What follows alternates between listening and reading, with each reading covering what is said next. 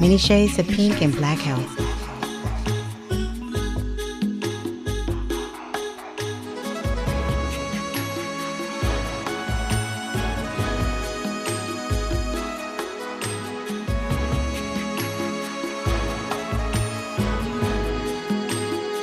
Many shades of pink and black health, where good health equals long life.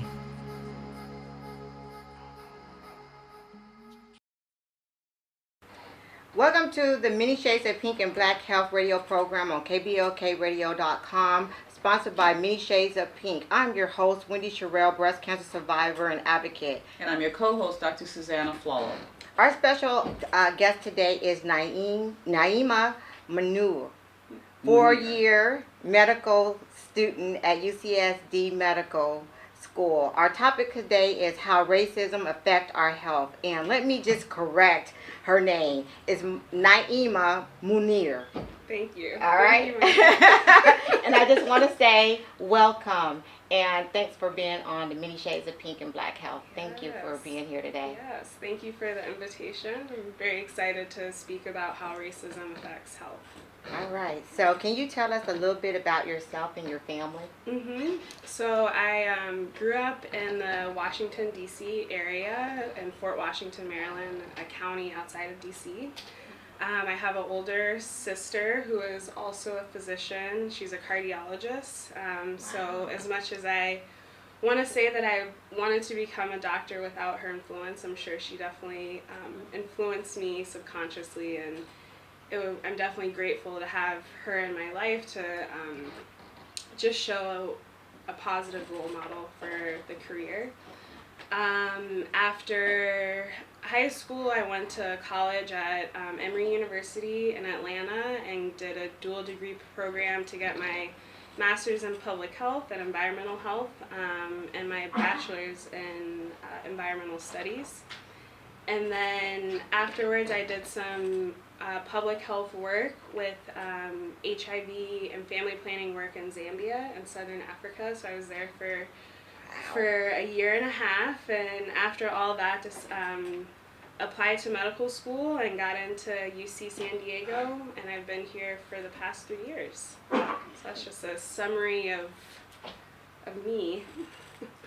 So now that it might help with the answer to the first question that I was going to have, is actually what persuaded you to go into medicine and become a physician. But now that I know that you have a sister that's a physician, that may have had some kind of influence. Yes, so it definitely had some kind of influence, but I think another aspect was my daily commute from home to school every day, actually. And so I'm not sure if you all are familiar with the DC area, but I grew up in a predominantly black suburb of DC, Prince George's County, and would go to a predominantly white part of town for school in DC. And we, unlike San Diego, where you can kind of get on the highway and don't really see the neighborhoods, in DC we would take the neighborhood streets to go through. So every day I was exposed to just the different built environments within the black community, within the poor black areas of DC, Southeast San Diego, to then going to school in this predominantly white part of town and just seeing the differences in sidewalks, differences in stores, differences in just how people look, besides race, but just kind of this other stress wearing down, wear and tear, and that made me wonder why there are these differences. And then I think I also had a experience in high school. I volunteered at a hospital and saw the different ailments that really could be prevented, and I think that made me want to go into a more public health route. It was the summer of 2006 in DC, and it was a lot of gun violence, and so seeing a lot of gunshot victims who were all, black and brown people, and why is this happening, and just kind of got the wheels turning and thought that medicine and public health would be kind of a good route to go into. So actually your exposure to public health was actually in your undergrad. And then it flourished more in medical school. Yes. So I did. I got the. I knew I wanted to go into medical school, and just for people who don't know the process, it's 4 years of undergraduate medical education, 4 years of undergraduate school, where you get your bachelor's and you take different science courses, and then you apply, and then you have the 4 years of medical school. And some people in between might do a master's program or work. A lot of people are teachers before. And I knew that I didn't want to go straight in because with those early experiences in childhood and also volunteering at the hospital, I knew that health was beyond the hospital and beyond just the biologics of medicine that you would learn, just in medical school. So I think that's what prompted me to do a different path than most medical students. So since your sister is a cardiologist, where did medicine start in the family? Are your parents or aunts or anyone in medicine? No, she's actually the first physician in both extended families. And I'm not sure, I don't know if we've talked about that too much. I know that when she was in high school, there's a big age gap. She's 12 years older than me. And when she was in high school, my dad fell very ill. And that, I would assume, probably influenced some of her aspirations for going into medicine. But my dad likes to call himself a natural healer. He likes to tinker with the herbs and vitamins, so maybe. So I have a question.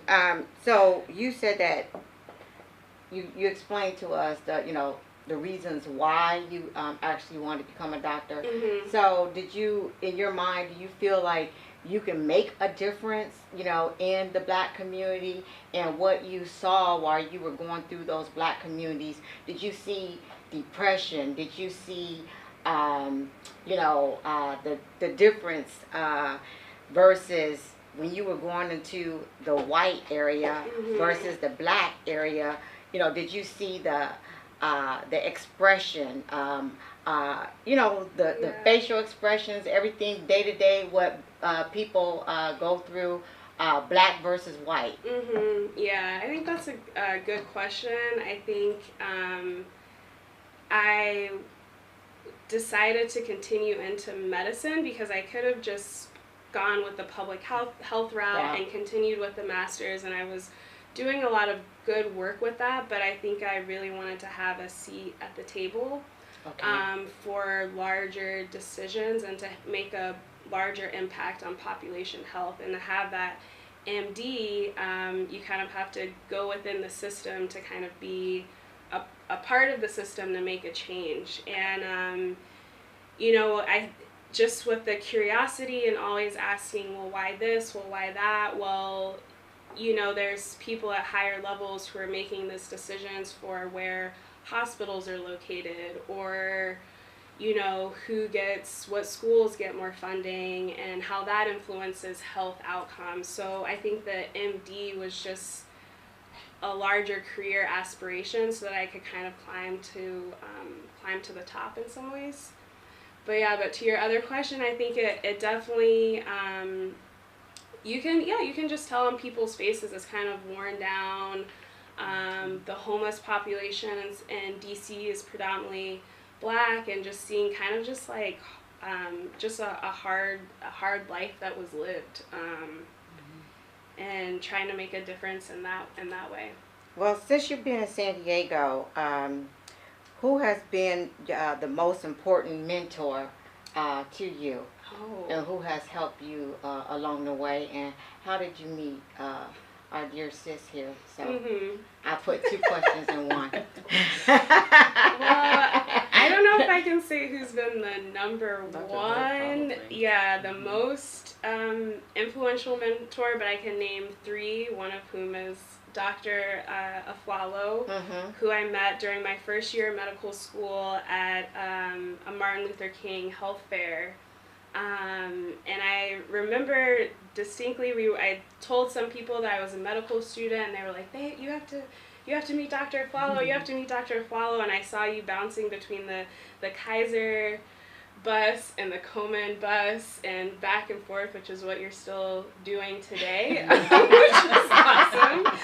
And so I'm, just very inspired by you and by the work that you continue to do in your retirement. That I say that you're probably more busy now than before. And She Dr. is. I know. And, we invited Dr. Aflalo as part of the SNMA, that's the Student National Medical Association, which is the predominantly Black minority student group that we have on campus. So Dr. Aflalo has come to several of those events to speak about her experiences, which students said that was one of the best talks when you came to speak with us. I would say two other mentors would be Dr. Rodney Hood, who I'm sure a lot of people know.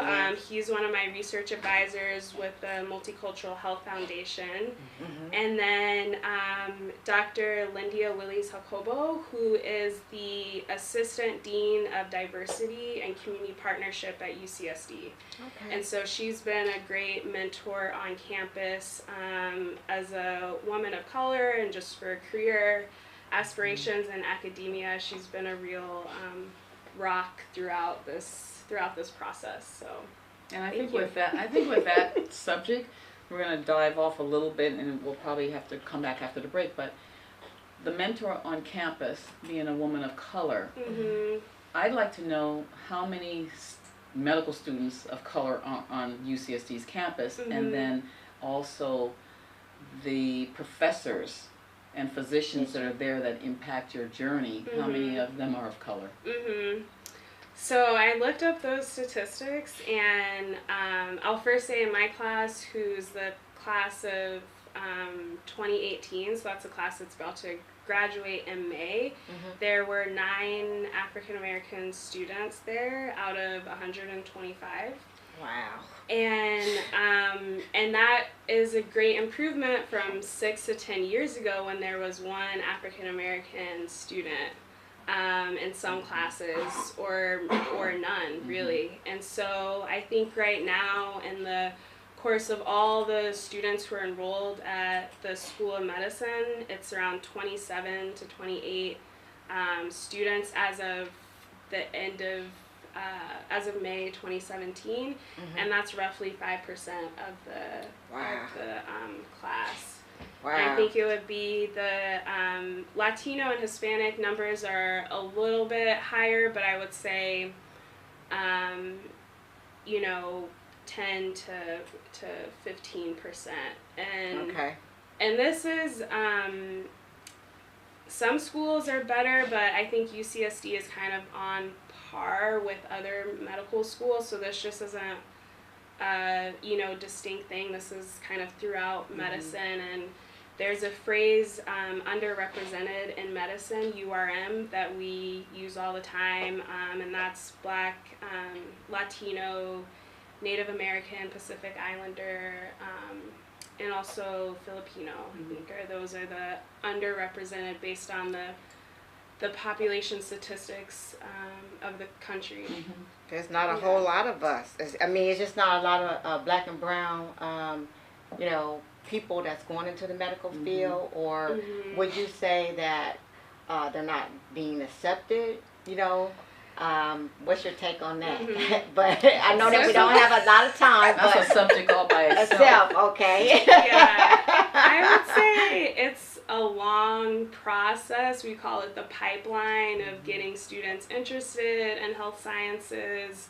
It really starts in the high school, elementary school, to get into college, to get into medical school. So it's a whole process, and students with SNMA and the Latino Medical Student Association, along with the school, really try and focus on each of those aspects to improve it. But it is a national effort that everyone is working on it. Right. Yeah. So I think what we'll do with that thought, we'll take a small break. So you're listening to the Many Shades of Pink and Black Health radio program on kblkradio.com, sponsored by Many Shades of Pink. And our special guest today is Naeemah Munir, 4th-year medical student at UCSD Medical School. Welcome back to the Many Shades of Pink and Black Health radio program on KBLKradio.com, sponsored by Many Shades of Pink. I'm your host, Wendy Sherrill, breast cancer survivor and advocate. And I'm your co-host, Dr. Susanna Flalo. Our special guest today is Naeemah Munir, 4th-year medical student at UCSD Medical School. Our topic today is how racism affects our health.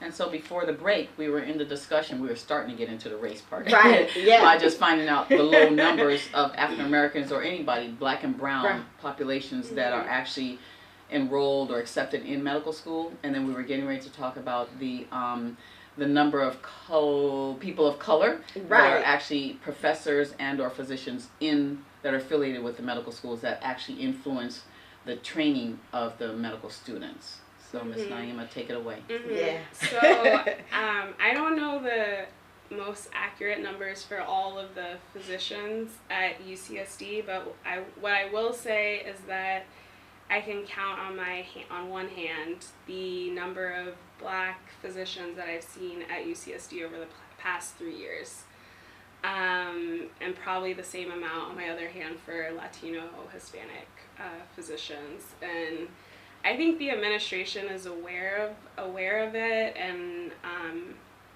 but I think it's a higher level discussion beyond the students of, I don't know, Right. how to improve the pipeline of people of color on a higher level. Right. Yeah. So I'll just tell you from my own personal experience 3 decades ago that things really have not changed much. So I went to medical school back in the day when the dinosaur was still young, and but I went to George Washington Medical School, so I was in DC for 4 years. And during that time, I have to say that our entering class, our freshman class, had 5 African American students of 150, and the graduating class was 3. So 4 years later, it was 3 of us. And so out of the 4 years, there are probably anywhere from five or so on any given year. And probably 3 or 4 that graduated at the end of the 4 years.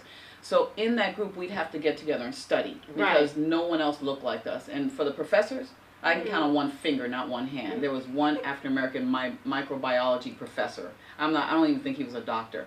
So there were when we went through all our rotations, I didn't see anyone that looked like me. I saw some patients, but until I did a rotation either at Children's in DC or somewhere else, most of the patients were white. Even though this is a chocolate city. Yeah. Yeah. So even though you were in DC, there was still, I mean, you know, because when I think of DC, I think of Chocolate City. I think that's like a hub of where, you know, all of our blackness, you know, our black people is from. So as going through medical school in DC, you experienced the same thing. Same exact thing. And it didn't matter where I guess you would have obviously a larger percentage in places like Howard or the southern, you know, schools, some of the black schools that would have a higher percentage. White folks go there too. But yeah, DC is a chocolate city, but because it's where the foreign services are and stuff, it's a transient city, so a lot of people come in and do their 2 years in foreign service or whatever it is and leave, but there's a whole bunch of white folks there. Right. And that's who we were taking care of at GW, at George Washington, and Fairfax Hospital and all these other hospitals. So unless I went to Howard, you know, or Children's Hospital or somewhere else, I didn't see nearly as many black people. And the same thing for you? Yeah, and I think, well, yeah, I mean, so she didn't go to school there, but here, a smaller percentage of black people. Right, we have a smaller, very small percentage. So I know that at UCSD, they have more black employees probably than they have students, because, you know, I worked there for probably like for 14 years. Okay. And so you didn't even know that they had I told her that they had a black staff association, and she didn't know that, and I was like, well, yeah, you have to get with them because it make up of, you know, the blackness on campus, on both campus, the Hillcrest and the La Jolla, you know, so you have to get in touch with, you know, those people, because I think that you'll be exposed to like a lot more, and they can help you as well with your study, because they deal with this every single day. And with another question of mine, what are your barriers being an African American medical student? Good question. Good question. That's about four radio shows. So I'll say, especially since I grew up in DC, as you had called it, the Chocolate City, went to school in Atlanta, was living in Zambia in Africa, and then I came here, it was quite a culture shock.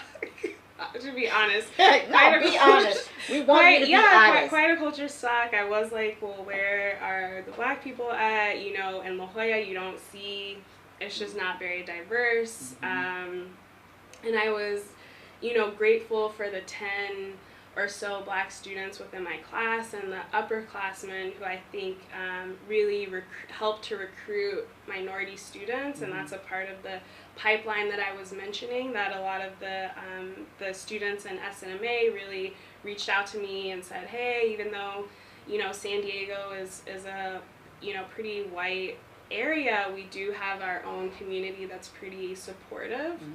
But I think that of just feeling in some ways like a fish out of water, and also just with some classmates who maybe aren't as I don't want to say comfortable around black people, but maybe just don't have a lot of black friends, and so where they're like first black friends, and it's kind of, you know, there's been touching hair in class, you know, just all the things that I'm sure everyone else experiences that also happens in medical school. And speaking of when I was on the wards, where some nurses were like, oh, are you a nursing student? And I know also with women we get that a lot too, that people just assume that women in the medical profession are nurses, but I think there's an additional layer of being a black or brown student that they're like, oh, are you are you a medical student? And so I think that's been challenging, and I will say some of just the other outside of school news, because when I started medical school was when Mike Brown got shot in St. Louis, and that was kind of the start of school and this real start of Black Lives Matter. And you know, and it was the lack of indictment for Darren Wilson, and there was all the protests, and the White Coats for Black Lives started, which is another medical student organization on a national level of really saying that Black Lives Matter. I think that was influenced my experience and kind of the reasons as to why I was interested in how racism affects health in different ways. So. And we should probably dive into that. That's what I was going to say. Let's dive. Yeah, we will. We right just want to get to know her and know her experience. I know. I mean, I'm always, you know, I worked in that, you know, environment where I was always usually like the only black, and so I wanted, you know, I was just very curious just to know your experience as a medical student. So yeah. And I think I also shared an article with you that I was looking up that showed how students who report negative racial climates on campus and also experiences of discrimination or witnessing discrimination had associated depressive symptoms.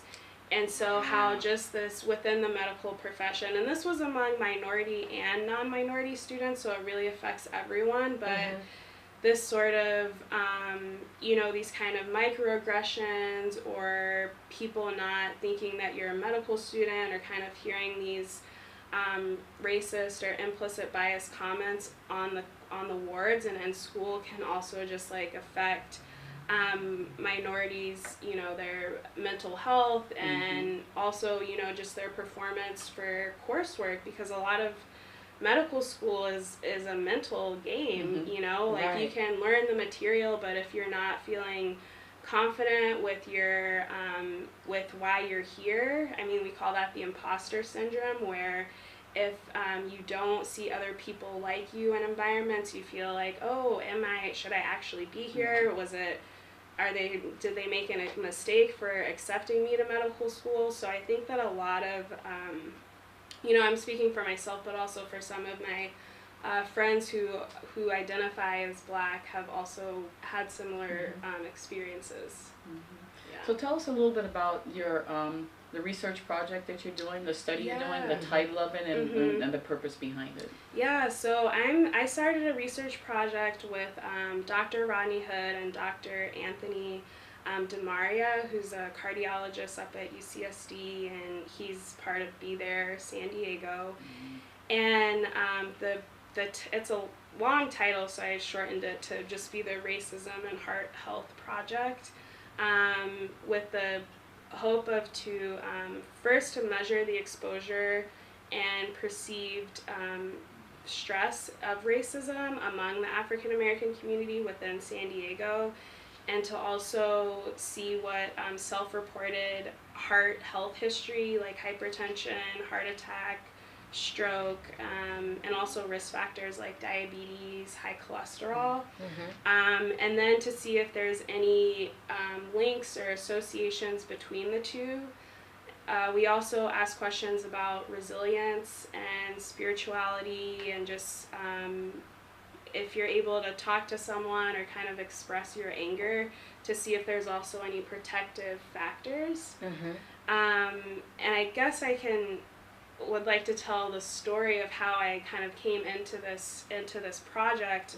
First, it was I'm in a program called Prime Health Equity, so that's Programs in Medical Education Health Equity, and the mentor that I mentioned, Dr. Willis Jacobo, she's the director of Prime, and that's a statewide UC program that focuses on preparing physicians to meet the needs of the diverse California community, and to also focus on eliminating health disparities. So we have separate electives too that Dr. Willis Jacobo teaches that are specific to minority health, and she did one lecture on allostatic load, which is a fancy word for just chronic stress, kind of what you were talking about, Wendy, of how you can see it on people's faces. And she talked about that, and how, and also disparities within infant mortality.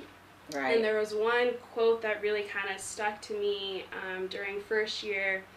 She said that Black women with higher education, like a college degree or higher, still have a higher chance of having their infant die compared to white women with no high school degree who've dropped out of. And in medical school, you think that, you know, education or income are kind of protective for most people, and once you make it to this level, you should live out a healthy life. But to kind of get that, in some ways, I thought of it as a diagnosis. I was like, wow, Dr. Willis Jacobo, you didn't prepare me for that, you know, in some ways, but also good for me to know that, you know, for some populations, attaining a higher degree and getting an income and whatever might be protective, but still for African American women, particularly with infant mortality, that doesn't seem to be as protective as it would with other groups. Well, did she specify because you have like a higher stress level than, just being African American and then being in medical school, I can just assume, you know, that stress is real high. I mean, and I think that's definitely one of the reasons as to why the disparity is so high among the Black population is this chronic stress, and stress that can influence your blood pressure. I mean, we call them stress biomarkers, stress hormones, cortisol, epinephrine, the things that it's normal for you to have when you are in a fight or flight mode. Like you know, If a back dog's in the chasing you. yeah, if a dog's chasing you, you need to have that stress response. Right.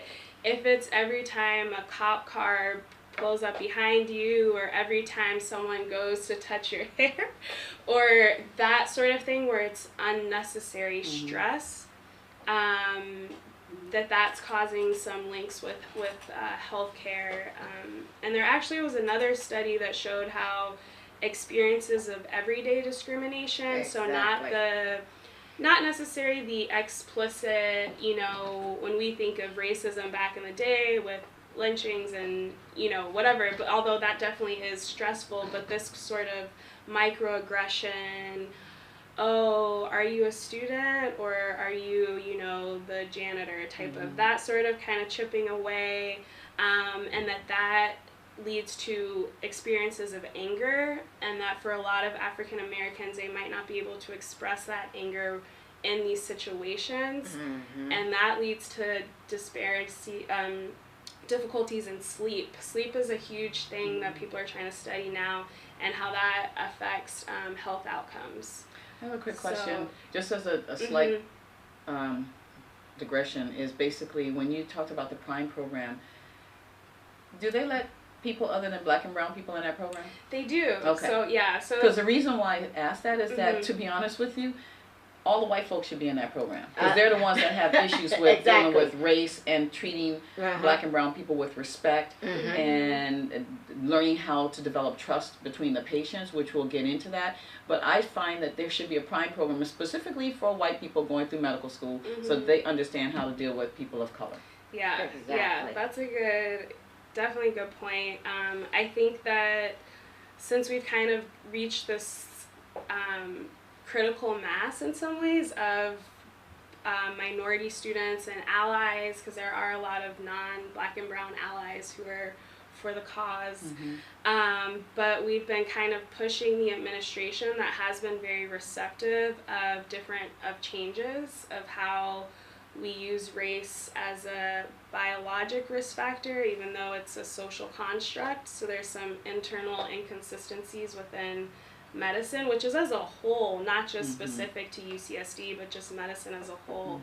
And I think, I don't want to speak for Dr. Willis Jacobo, but I think that she would definitely want the Prime electives to be completely integrated into the whole curriculum for everyone to know about it. Yeah. And I think some other schools are doing that, or trying to, and I think now, given the climate of our country, that people are like, wow, we really need to think about race and discrimination and stress and how that affects health disparities, because, you know, in California, white is the minority. I think it's around 40% of Californians are white.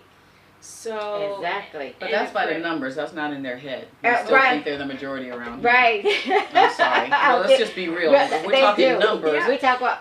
Yeah. And one of the things that I always say that what affect us, what we experience as we're going through childhood, affect our overall health as an adult.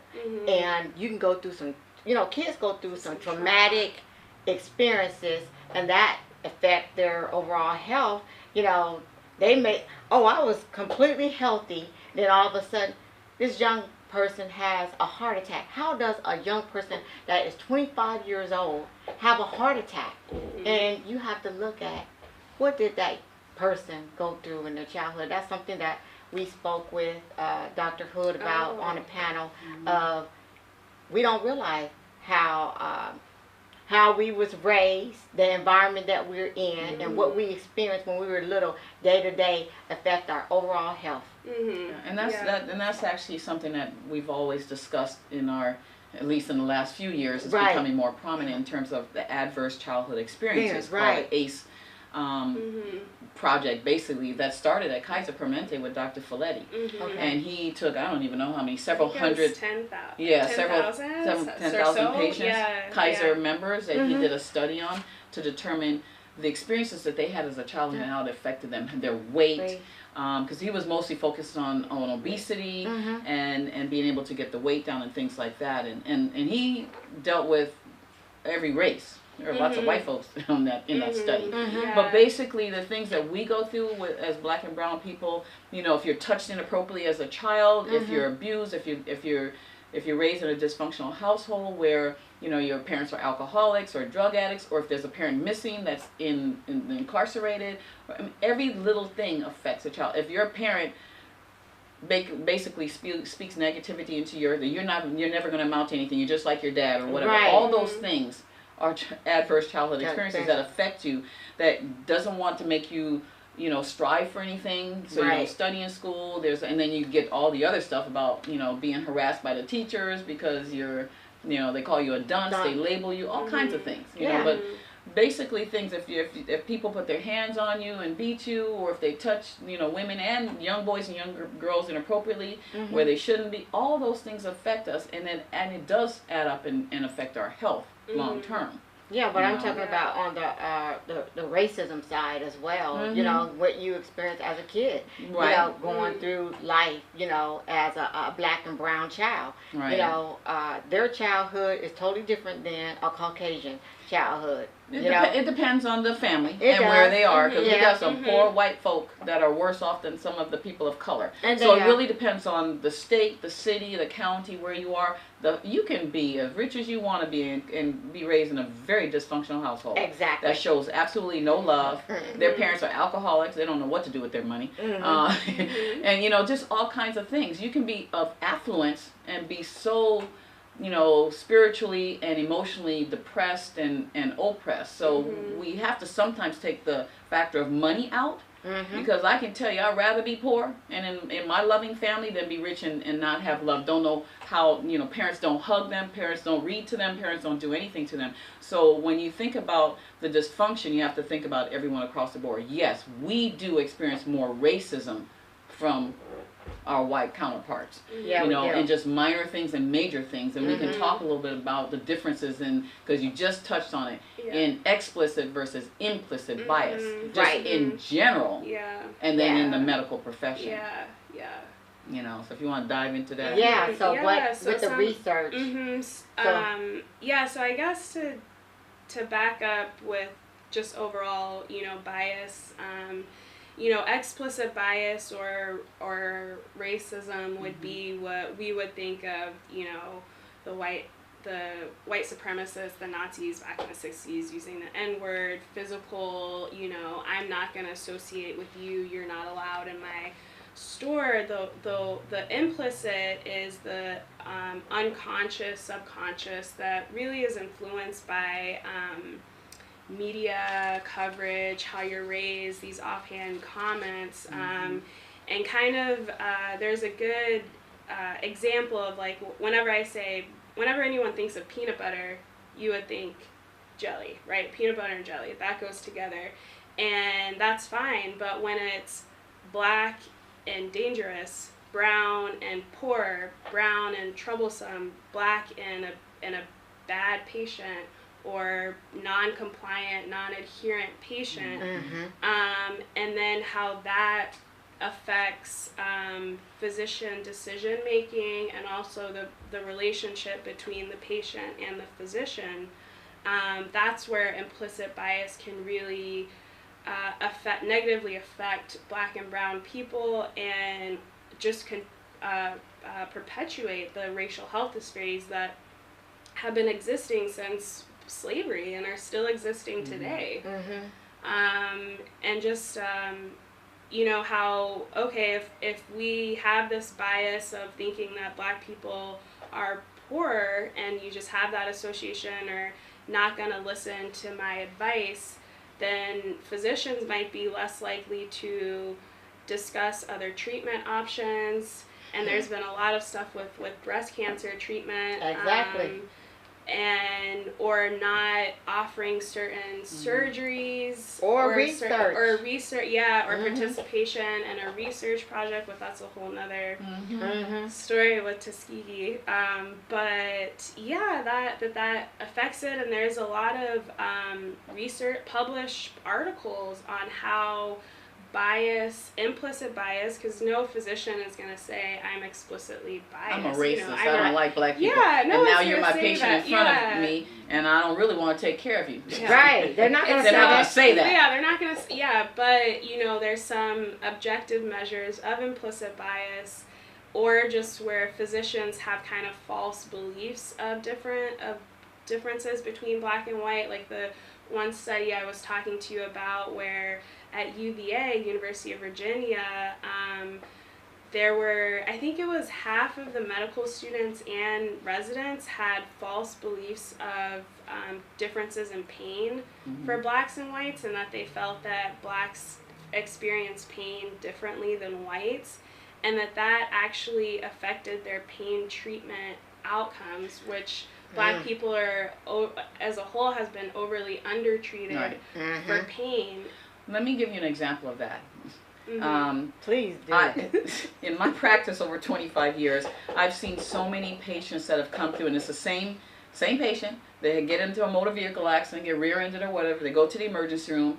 The white patient will get x-rays of their neck and their back and any other joint that hurts them, their knees, and they'll get medication. They'll get narcotics. They'll get some kind of narcotic, and they may get an anti-inflammatory like Motrin or Naproxen or something. I'll see them in my ER follow-up visit. And I'll see the whole history, I'll see the whole workup and everything. Then I'll get a black patient that could be the same day, that had a motor vehicle accident, rear-ended, go to the emergency room, may be seen by the same doctor, get no x-rays, get no medicine, and send them home on Motrin, okay?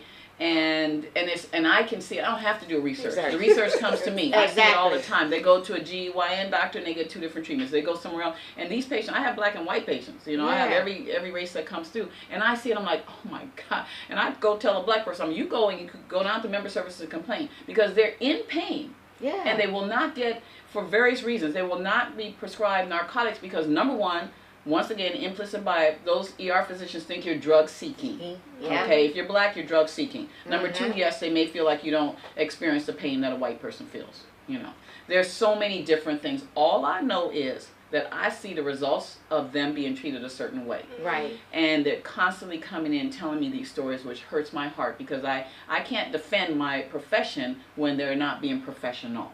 Right. Okay. And so the black people are always getting the short end of the deal. They will not get procedures that a white person will get for the same heart condition. They will get, for someone that has vascular problems, blood flow problems, circulation problems in their legs, they will get an amputation in a hot minute.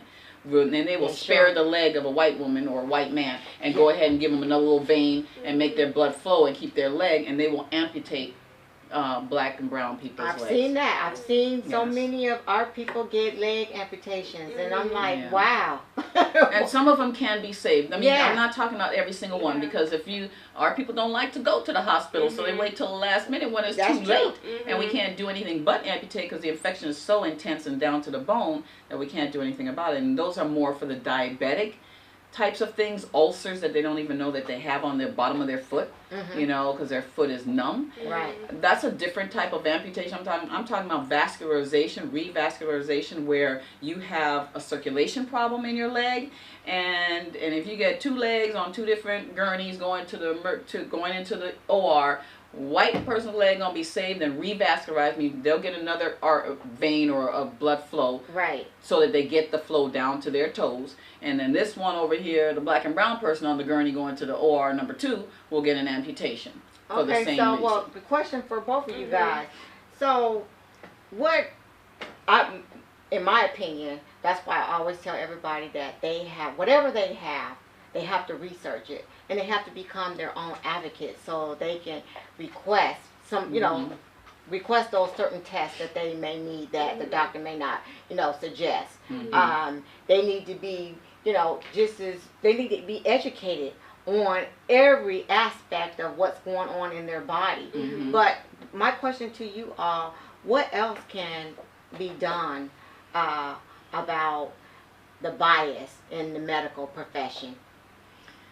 Well, I don't even know where to start with that, because to be honest with you, it's worldwide. So we can't just fix the medical piece, because anyone that goes into the medical profession is just a human being off the street, and they could be as racist as they want to be, and they still get in medical school, and they come there practicing medicine as a racist. Okay, you got those, and then you have some that just through the process of going through and not being taught, they may have a good heart, and may not even have that much implicit bias, even though all of us, including black folks, have implicit bias. Yes. That they may not have, their intentions may not be, but if they're not taught cultural sensitivity, cultural diversity, things like that, and how to respect the people of color and listen to them and treat them in a certain way, it's the same process that ends up coming out. So I do my best to educate my colleagues. I will have conversations and town hall meetings with my white folks, physicians. I've actually given lectures on how to treat black people. So that because they wonder, well, why isn't their blood pressure going down, and why is their diet, and why aren't they taking their medicine? Because you have not stopped long enough to build a relationship with them. They don't trust you. Right. So if you take a couple visits and learn to speak to them, ask them about themselves, get to know them as a person, not versus a number, and then spend the time, invest the time in them, then you will see that those people will listen to you because they now trust you. And if you meet them halfway and say, okay, you want to take your garlic tablets and you want to do that, that's okay. But you know what, if that does not work, then we may need to consider starting a low dose of a medication. So respect the fact that they want to try something holistic or whatever. They've been walking around with this blood pressure for forever. Right. You give them another month to try their thing as a partnership. And then you can say, okay, but Mrs. Jones, if that does not work, I am concerned about your heart and this sort of thing. You know, I don't want you walking around with a blood pressure that high for so long. So, you know, consider the entertainment, considering starting a medication if this does not work, or adding a small dose of medication to that. They will respect you and honor you if you respect their wishes first. Exactly. You know. And so, do you think that cultural sensitivity should be implemented when a doctor that is seeking to go into medicine? I mean, I think that that's very important. That it should be a part of their course. Yeah, they're teaching it. They're teaching it after we become a physician. They should be teaching it long before that. They are teaching it now at UCSD. That has been incorporated into the program of implicit bias in the first, second, and third year class. They're trying to do that, but again, like you said, it's more of a culture, and so is 1 hour lecture, 1 afternoon session gonna do it?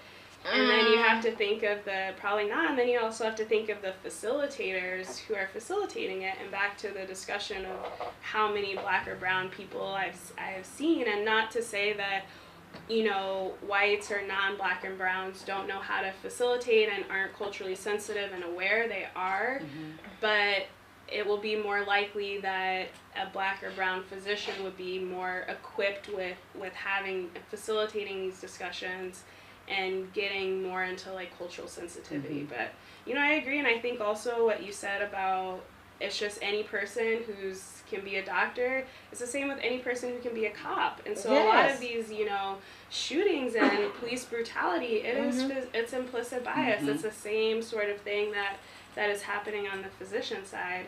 I know we don't have too much time, but you're bringing up the mistrust and the medical mistrust and just kind of the history, of specifically black people since slavery, of exploiting the bodies of blacks by physicians, where physicians were justifying slavery because of biologic differences in black people, and saying, oh, well, this is the treatment for the black condition, is to have manual labor, and they don't feel as much pain, so I feel okay whipping them to the extent, until they die, like that sort of stuff. And I think, I'm not sure the best way to go about that. Maybe that people can at least acknowledge, hey, I understand that you have a mistrust already. How can we work to make this better? I know Tuskegee happened, and it was still pretty recent, and a lot of black adults really remember that this was a government-funded, research study. And how can we move forward? And maybe it is a couple of sessions where we don't talk about, the medication yet, Yes. and build a rapport, and then we bring it in, because mistrust is a really big issue in the Black community. And then